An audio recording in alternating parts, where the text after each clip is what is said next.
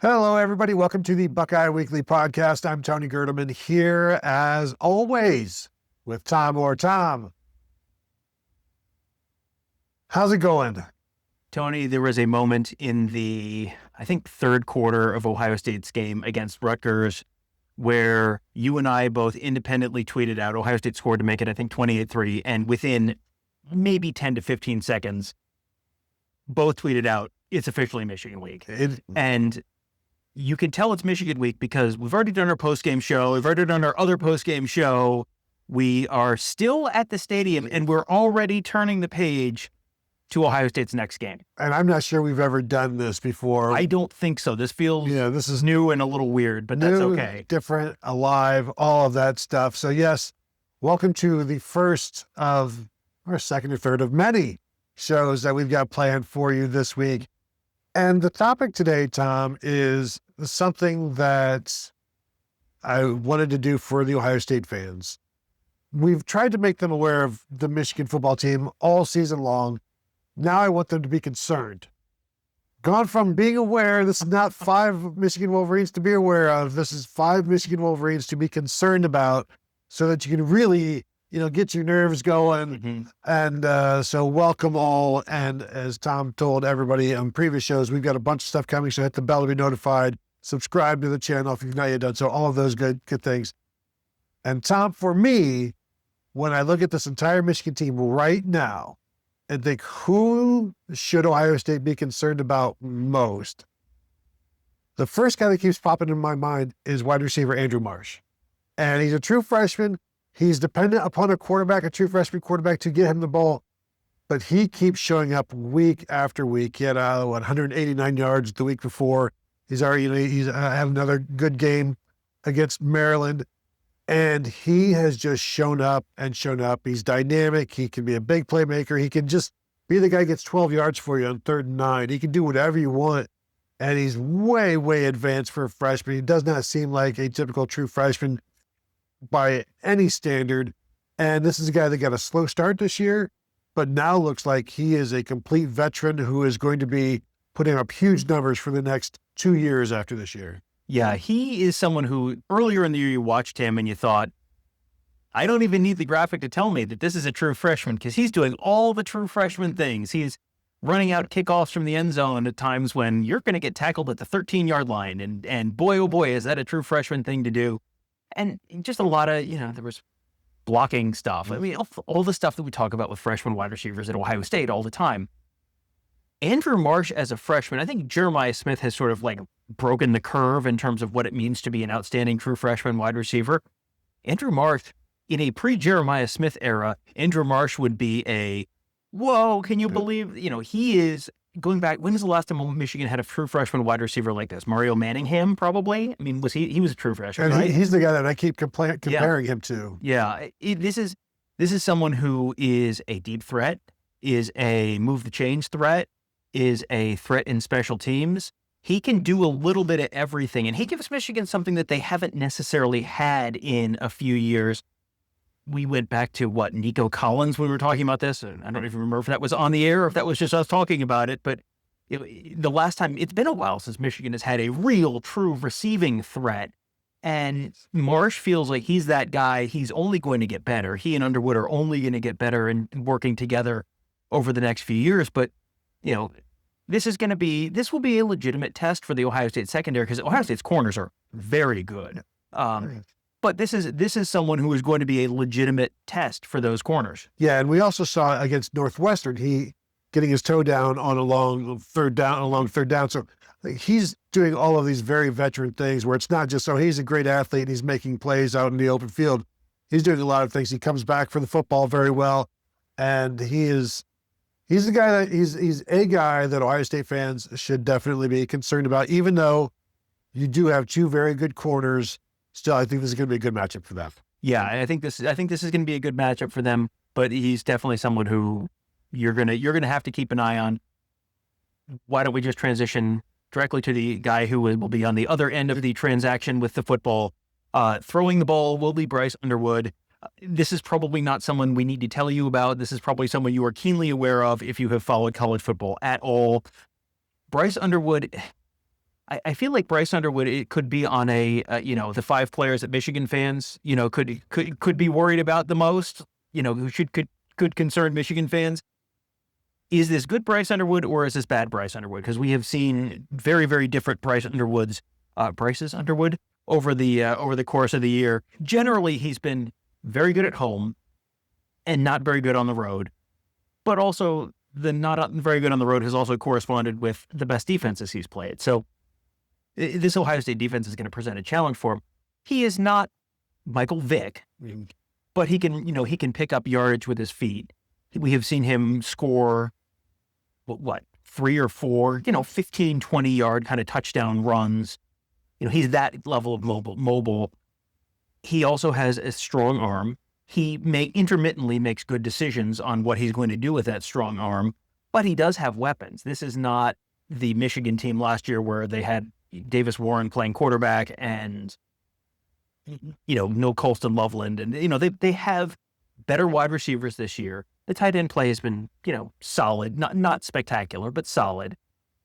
I will answer the question that all the Michigan fans are saying, hey, did you know that Ohio State lost to Michigan last year with David? Yes, we were all there. Yeah, we know. We're just acknowledging that the passing game is better this year. And Bryce Underwood is a freshman.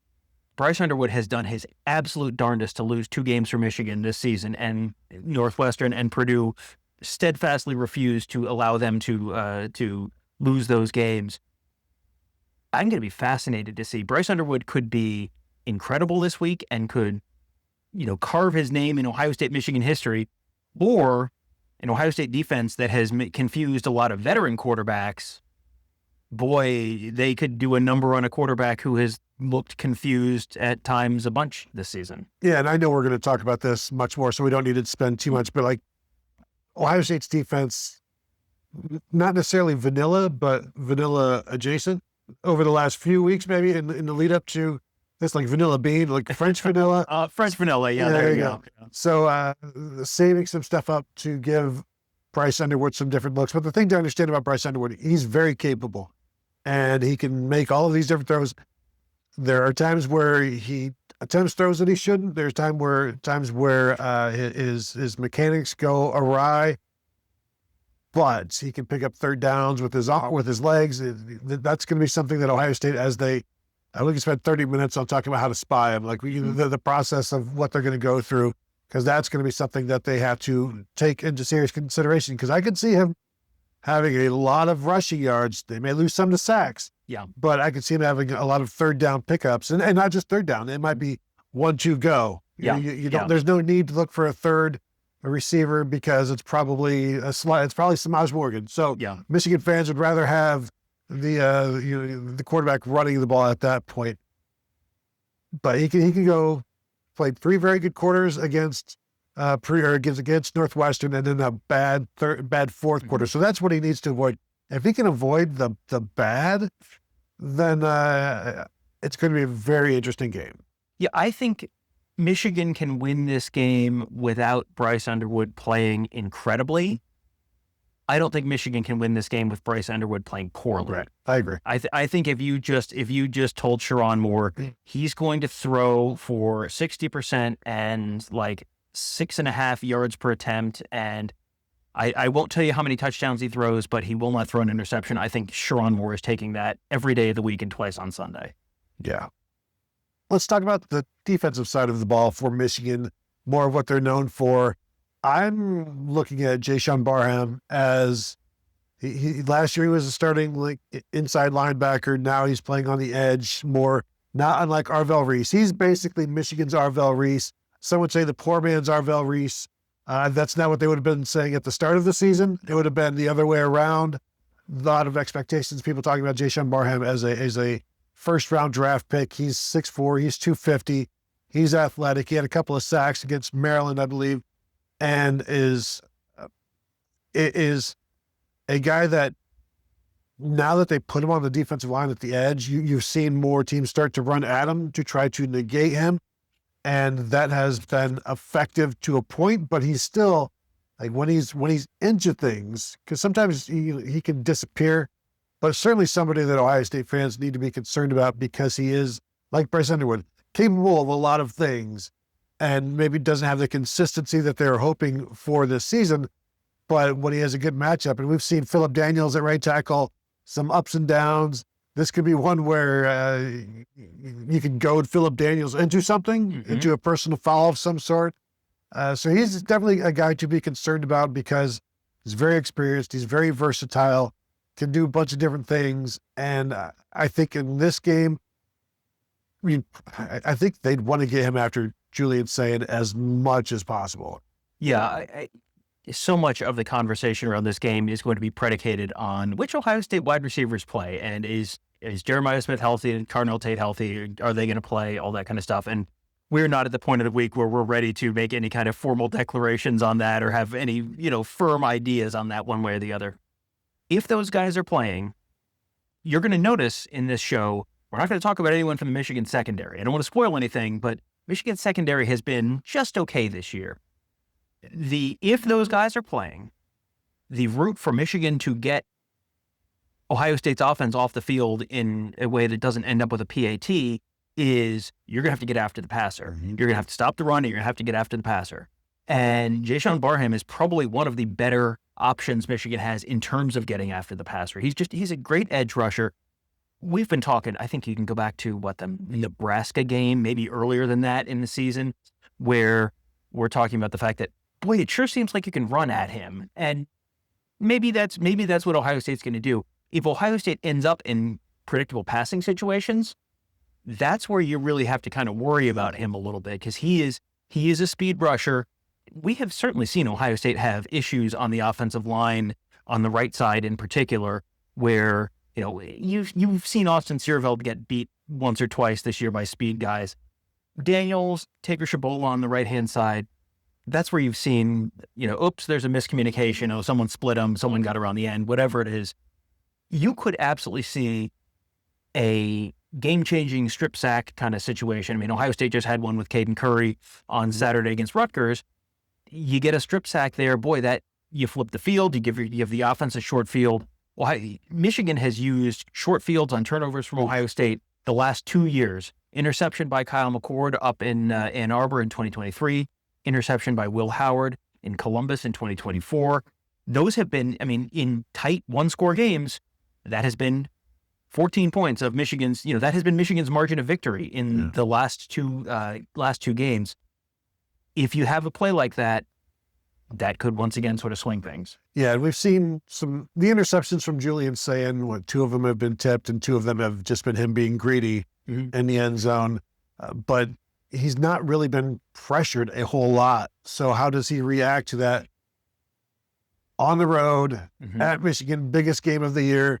We talked in the start of the season. Let's see how Julian Sayin handles Texas. Yeah. And he was the more composed quarterback between him and Arch Manning. Let's see how he handles Michigan. Is Bryce Underwood the more composed quarterback in that game being at home? Fascinated to see how Julian Sayin does. He's always seemed just completely nonplussed by any of this. And I'm sure he'd feel a whole lot better having Carnell Tate and Jeremiah Smith back. Yeah. And for the Michigan folks who are watching, there was a tweet earlier in the season where someone was talking about how completely calm, cool, and collected Julian Sayin looks, where they said he's on the field and he looks like he's listening to Maroon 5 through his headphones. That's kind of the vibe he's had all season. He has not been in a tough spot. He has not had to bring them back in the fourth quarter at all this year. If he's on the road, they're down, and he's got to drive, you're down 5 points with 3 minutes left in the game. How is that going to go? We haven't seen it. We don't know. So one of the other guys that could help get them in that spot is Derek Moore. I think I could repeat a lot of the stuff I just said about Jaishawn Barham. He's a little bit more of a traditional, defensive end rather than sort of a 3-4 edge type. But he is someone who, you look at the stat sheet and it's like, you didn't do much, like 1 tackle and 1 PBU. And it's like, yeah, but every week he's on there tipping a pass. And again, you tip a pass up in the air in the middle of the field, that is begging for an interception. He's someone who also, you see him, you don't see him all game, and then he comes off the edge and has 2 sacks in 1 drive. We've seen that this year. He's someone, he wears number 8. He's someone that you are going to want to keep an eye on because it feels like you'll go all game and not hear anything from him. And then all of a sudden, it's a close game and it's the third quarter. All of a sudden it's like, whoa, Derek Moore showed up. How about that? And I mean, immediate impact. You said everything I was going to say. It's just, he sneaks up out of nowhere. Like the call is coming from inside your house. Be like, when did Derek Moore get here? Yeah. And he's been here the entire time. Oh God, that's Derek Moore's music. And the glass breaks and everybody just starts running. And that's what he does. And like you said, we've seen it where it's, same drive, 2 sacks or whatever, where he's kind of like a closer in a sense at times, but he's somebody that you need to be concerned about, and Ohio State needs to be concerned about. And he's a veteran. He's been around forever now.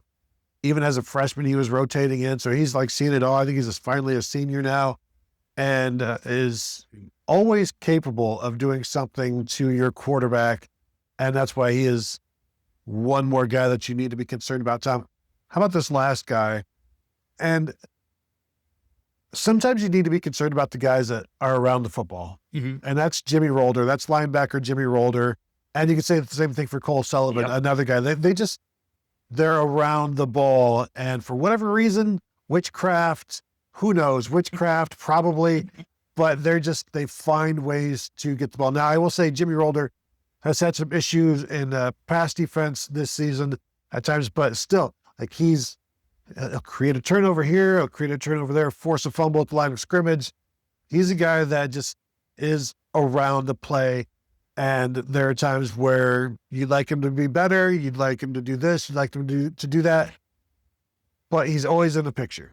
And so that's one guy that just, in a game like this, the guys who are just always in the picture end up doing something, and whether it's catching a tipped pass, pulling it down after it's being bobbled in the air, stepping up and stopping a fourth down, he's going to do something where we'll be like, see, that's what we're talking about. Yeah, I was just pulling up his game log, and it was the Michigan State game where he really, really stood out. He had been banged up a little bit earlier in November, and I think he missed a game at one point, but he against Michigan State, 10 tackles, had a sack, had a couple tackles for loss, had a PBU, had a fumble recovery, I think, was it that game or was it Purdue? It must have been that game where it was, Michigan State had like a 4th and 1, and Michigan was not lined up.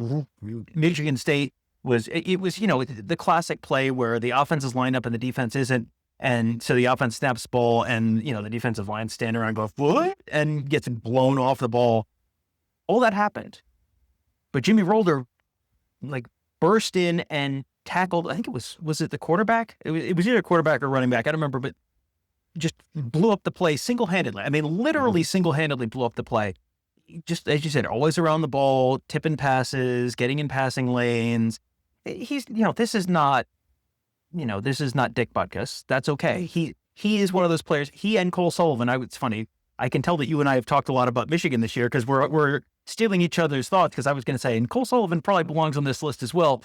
Just a guy who's around the ball a lot, a guy who tends to make plays, and not someone who's going to be a top 10 NFL draft pick, but man, oh man, a really solid college linebacker. Jimmy Rolder also, there's a fascinating alternate history where Jimmy Rolder goes to Ohio State, because he was someone that Ohio State was, he was one of those real late in the cycle recruits, and Ohio State was pursuing him, and I think thought they were maybe going to get him, and then he ended up going to Michigan. But yeah, he is going to be, he and Cole Sullivan, really, there's your little bonus. Five players to worry about, and also one extra one just to keep you up at night. One more thing to worry about this week for Ohio State fans. You're welcome. One to grow on. So there you go. 5, 6-ish guys for Ohio State fans to be concerned about. If you are a Michigan fan, we are also soliciting listener questions from Michigan fans. We're going to do a Michigan fan show, a listener question show. So if you want to throw some of those in the comments, we can grab those and put out a show later in the week. Again, we've got a ton of plans for this week, so hit the bell to be notified. Hit the subscribe to the channel if you've not yet done so. Hit the thumbs up on this one. That would help other people see it as well. Of course, you can continue to find us at BuckeyeHuddle.com. The game thread is already up, and it is already several pages deep as everybody talks about this game in the most composed and adult manner. Not like that. The most composed manner that is allowed on the internet. Again, now, we're talking about that game, the game at the Buckeye Huddle message board presented by Jeff Ruby's Columbus. So that will do it for us for now, we will be back very soon Very soon. with more. So thank you all for tuning in, and we'll talk to you all later.